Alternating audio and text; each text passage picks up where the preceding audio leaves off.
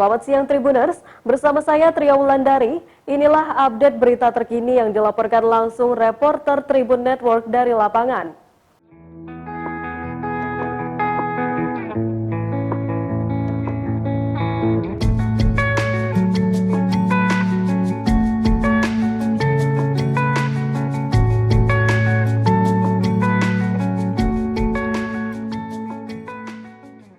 Sejak Aldila Jelita, istri Indra Bekti mengungkap niat membuka penggalangan donasi, banyak kritik muncul, salah satunya soal ruang perawatan Indra. Tak sedikit netizen yang menyarankan agar kelas kamar rawat Indra Bekti diturunkan. Menanggapi kritik yang ramai ditujukan pada kakak dan kakak iparnya, presenter dan aktor Ricky Komo buka suara. Karena masih dirawat di ICU, Indra Bekti tidak bisa meminta untuk downgrade kelas kamar. Dari Ricky Komo juga diketahui alasan asuransi Indra Bekti tidak bisa menutup biaya perawatan Indra di rumah sakit. Sementara itu, untuk menjawab rasa penasaran netizen tentang pemindahan rumah sakit, presenter yang dikenal lewat program acara Katakan Putus itu juga memberikan penjelasan. Ricky menjelaskan bahwa kondisi Indra Bekti saat ini tidak memungkinkan untuk dia asal pindah rumah sakit.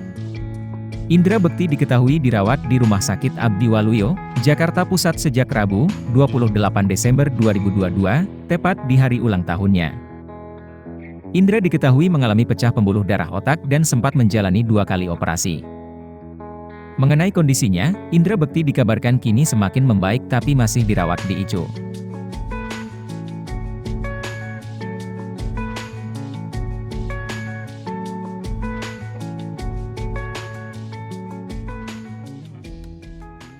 Nah, di sini gue mencoba untuk memberikan informasi ke teman-teman tentang penggalangan Kak Bekti.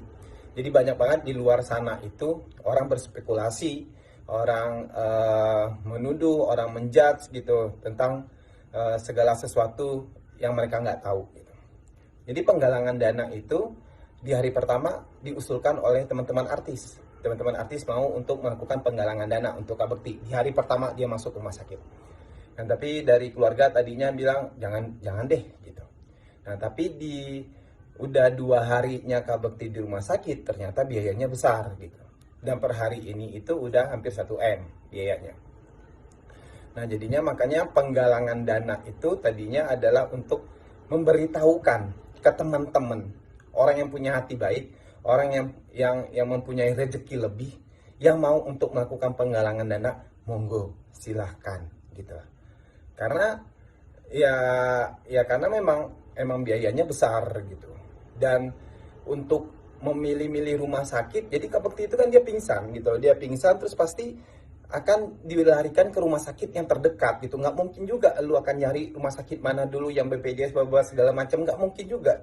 Pasti lu akan melarikan itu ke rumah sakit yang terdekat gitu. Pasti, itu udah pasti gitu. Dan Kak Bekti itu pun juga masih ada sampai sekarang, sampai malam hari ini itu masih ada di ruangan ICU, masih ada di ruangan ICU. Jadi dia nggak ada di ruangan rawat inap yang ada VVIP, yang kelas 1, kelas 2, enggak gitu. Dia masih ada di ruangan ICU. Jadi belum pindah ke ruangan inap gitu. Jadinya emang nggak akan bisa untuk downgrade kamar juga gitu. Dan untuk asuransinya sendiri gitu. Jadi Kak Bekti itu baru join asuransi sekitar 6 atau 7 bulan kalau nggak salah gue gitu loh. Dan penyakitnya ini adalah sakit yang kritis. Sakit yang kritis gitu loh. Dan sakit kritis itu ada masa tunggunya 1 tahun baru akan di-cover oleh asuransi gitu. Dan dia baru gabung beberapa bulan sama asuransi gitu loh. Dan apalagi yang mau gue jelasin, dan asuransi tentang kamar dan untuk pindah rumah sakit gitu. Jadi yang sakit itu adalah kepalanya yang sakit gitu. Jadi untuk pindah-pindah rumah sakit itu nggak sama kayak lu sakit batuk atau flu gitu, yang bisa gampang lu nantinya pindah rumah sakit terus lu nunggu di ruang tunggu gitu, lu nunggu di parkiran atau segala macam, nggak segampang itu gitu. Jadi harus cari dulu rumah sakitnya sanggup atau enggak, terus bagaimana nantinya perpindahan dari rumah sakit ini ke rumah sakit yang satunya, di perjalanan bagaimana, karena kepalanya gitu loh. Jadi kepalanya yang sakit gitu, jadi harus banyak banget pertimbangannya gitu loh untuk memindahkan ke rumah sakit yang lain gitu. Tapi itu udah direncanain sama keluarga dan kerabat terdekat juga pastinya untuk memindahkan rumah sakit, bagaimana langkah-langkahnya dan seperti apa gitu loh ya kan. Dan untuk aset ya pastilah gitu loh, pasti udah dipikirin semua untuk sama keluarga. Makanya penggalangan dana ini karena emang tadinya ini awalnya adalah ide dari para artis-artis teman-temannya Kak Bekti, karena Kak Bekti itu emang orang yang baik gitu, banyak membantu teman-teman artis yang lainnya juga. Jadi teman-teman artis tergerak juga hatinya untuk membantu Kak Bekti gitu. Makanya dikasih tahu sama Dila untuk ya udah open donasi gitu loh. Open donasi untuk Kak Bekti. Jadi untuk kayak memberitahukan gitu loh ke teman-teman yang pengen open donasi gitu loh. Ya udah monggo silakan gitu, nggak apa-apa gitu loh. Jadi untuk memberitahukan itu ke teman-teman yang pengen untuk berbuat baik, yang punya rezeki lebih untuk ngebantuin Kak Bekti. Jadi ada di situ poinnya.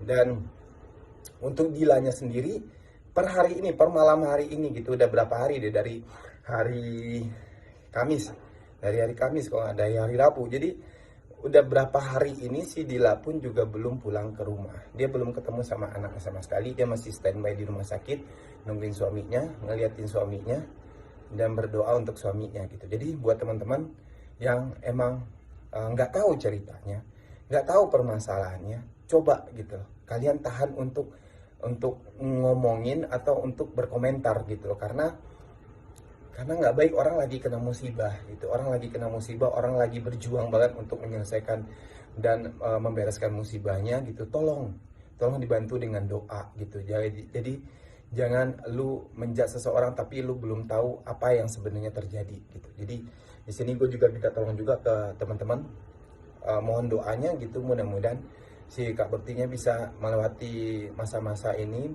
keluarga pun juga bisa melewati masa-masa sulit ini. Dia bisa cepat untuk balik ke seenggaknya pindah dulu ke ruangan rawat inap, bisa cepat pulih juga gitu. Jadi mohon doanya semua dan terima kasih.